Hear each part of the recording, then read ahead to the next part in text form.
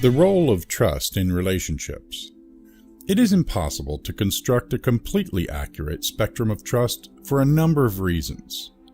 Firstly, evaluating trust accurately does not lend itself to being pinpointed on a spectral line. Any real-world relationships are part of a relational system that has a number of types of relationships going on at once. It is possible to have ambivalent, self-reinforcing, and self-canceling factors working at once in a given relational climate. This can be further complicated by the fact that there are senders and receivers in any communication, and a certain inefficiency in the transfer of information occurs within any system. There is also the potential for a difference between the perception and the reality.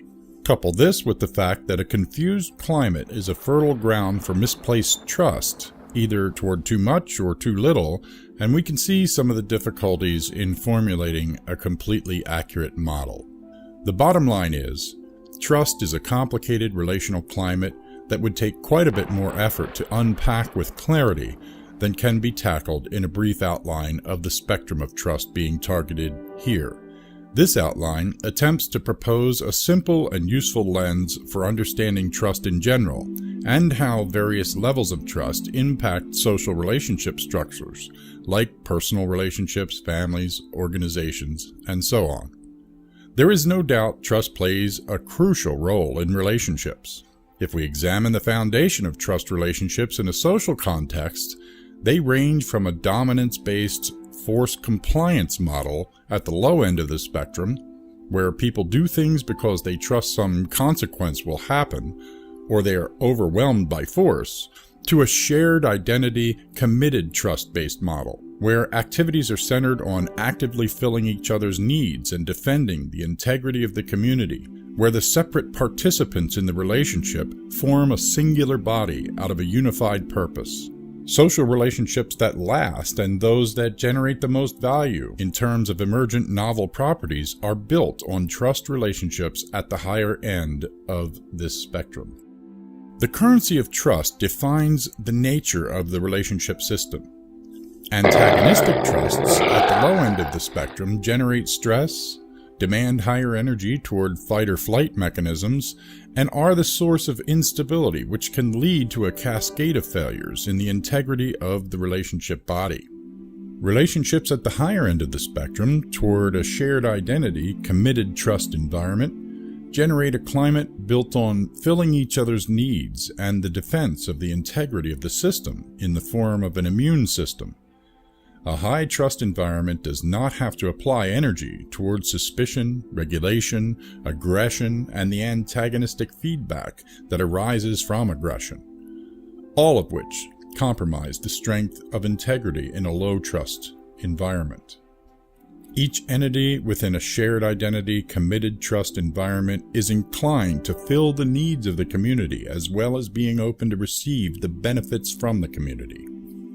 This model uses 4 levels of trust to present a picture of the lowest to the highest forms. They are as follows. First, a forced compliance-based trust. Second, a cost-benefit-based trust. Third, a mutual advantage-based trust. And fourth, a shared identity commitment-based trust. Forced compliance-based trust. This is the lowest level of trust, built on the expectation that a credible threat of force is needed to motivate actions. Social structures are established as if the underlying expectation is that all social behaviors are motivated the same way physical behaviors are, i.e., that a sufficient force must be applied to motivate all actions. The idea runs on the premise that no behaviors are motivated out of a social commitment, only compliance built on sheer force or fear. Forced compliance trust environments have a physics-only view of reality. It is true that squinting our eyes and wishing a 25-kilo rock will be lifted by virtue of wishful thinking is not an effective strategy. Something above 25 kilos of force is needed to lift the rock. We can reasonably expect the law of gravity to be fairly and evenly enforced if we jump, swing a pendulum, etc., so acting according to these expectations in physical reality is reasonable. In social settings, a forced compliance-based trust treats people as if they operate solely on the same principle as physical objects. The underlying assumption of the necessity for forced compliance is present, so social structures are set up to motivate by force, either real or perceived, in order to get things done. For instance, punishment mechanisms might be used as a motivation to perform work. Throughout history, slave economies were built on this coercive model. Money can also serve as a form of forced compliance when necessary resources are controlled by force and money is demanded as a means to gain access to those basic needs. Whenever people comply out of the expectation of negative consequence, then forced compliance-based trust is at work. In social terms, forced compliance structures woven into the fabric of social systems has the net effect of giving rise to linear hierarchical pecking orders. A social position spectrum emerges that ranges from top exploiter to bottom exploited, as well as all the gradients in between. Social structures built on forced compliance breed the need for increasing energy devoted to force because of a pushback effect from the bottom exploited class.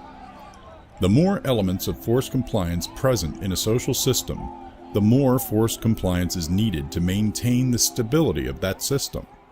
Eventually, this expanding demand for energy devoted to compliance can consume the available energy needed to maintain the integrity of the social system, first to the point where it inhibits further growth, and then to the threshold where it destabilizes the social structure.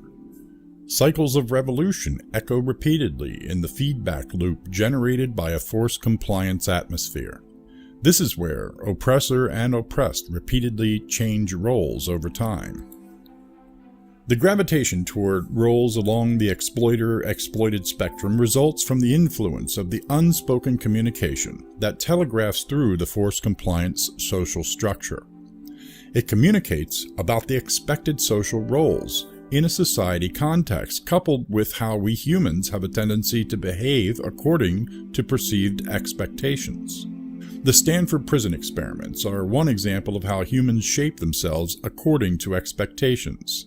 This is where people off the street dressed as prisoner or guard began acting out their roles so heavily that the experiment had to be stopped.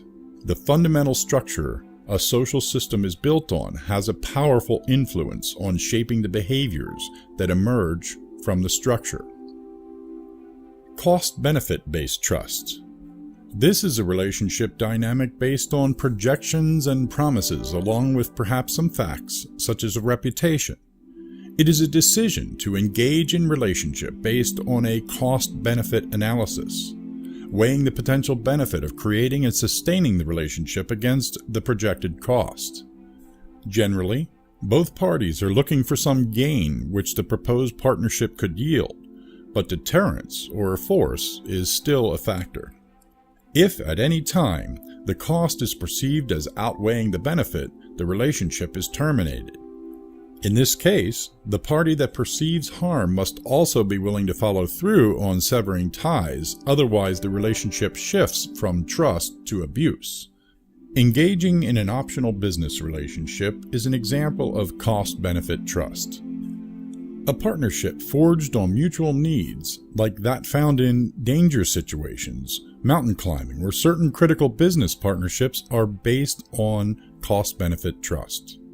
Depending on how the relationship progresses, cost-benefit trust relationships can be fertile soil for higher trust relationships to grow from. Mutual advantage-based trust. This can emerge out of cost-benefit-based trust once enough information from experience emerges. Predictability comes from a relationship over time. If this is perceived as an advantage, mutual advantage-based trust emerges. Control in the form of threats of deterrence diminish as a more authentic trust bond forms and strengthens. Less energy is applied to verification and more applied to accelerating the potential that comes from sharing each other's strengths. Mutual advantage-based trust is the range within the spectrum of trust relationships where the relational emphasis can shift from compliance to commitment.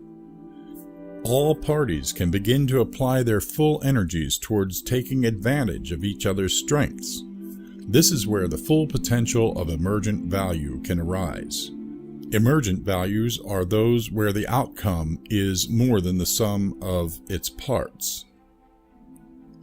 Shared identity, commitment-based trust.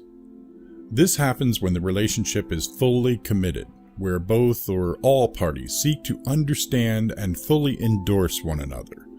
When each party willingly commits to act as an agent for the other's interests in a mutually beneficial, symbiotic relationship.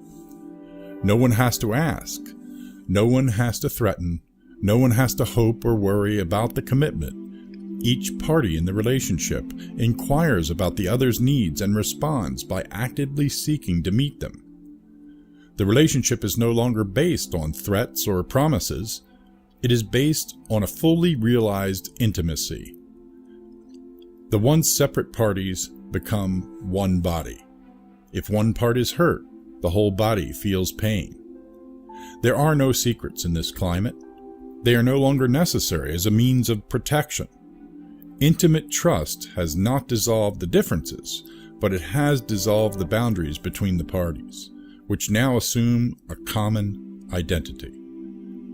In the case of personal relationships, cohabitation, communal sharing of properties and resources, and the like cultivate a strength through community. In the case of business, co-location, joint development of products and services, shared vision, values, goals, and the like are all possible in this high trust climate. Compliance-based behaviors and the need for policing, deterrence, and the like disappear as full commitment defines the relationship climate. In summary, the lowest form of trust is forced compliance-based trust. Behaviors are motivated by fear or expectation of punishment for non-compliance. Next up is relationships based on cost-benefit based trust. These use a cost-benefit analysis with deterrence or force as a factor, where the relationship will break down if the benefit is not realized. Next is relationships based on mutual advantage based trust. These emerge from a cost-benefit based trust relationship once enough positive information from experience emerges. In a developing system, the recognition of mutual advantage is where the relational emphasis shifts from compliance behaviors to commitment. All parties in the system begin to apply energies toward taking advantage of each other's strengths, and the emergent strengths that occur as a result of the relationships also begin to develop. Finally, relationships based on shared identity, commitment-based trust happen once the relationships are fully committed, where all parties act as agents of the other's interests. When no one has to ask and each party is actively interested in identifying and meeting the needs of the community. Marshall McLuhan coined the phrase, "The medium is the message," as a way of describing that the structure a medium is based on embeds itself in the messages that are able to be carried by that medium. A symbiotic relationship between the medium and what it is capable of communicating influences how the messages are perceived in the context of that medium. Social structures are mediums of communication. A forced compliance model, in social terms, breeds more conflict because it expects it. Suspicious minds breed suspicious activity, so to speak. Conversely, high-trust social models that also attend appropriately to the necessities of defense set the expectation for mutually nourishing, community-strengthening behaviors as the predominant form of behavior. The structure on which a social system is formed sets the tone for what kind of behaviors emerge from this system, and this is true across the entire spectrum of trusts. What are your relationships based on? Do you think you have a realistic view of the trust you should place in yourself, in others? Are you authentic? How does integrity play in a relationship field where there are well-skilled posers? What do you think we can do to effectively cultivate the climate of trust in which we live and on which our experience of life is founded? And what impact do you think this would have on our world?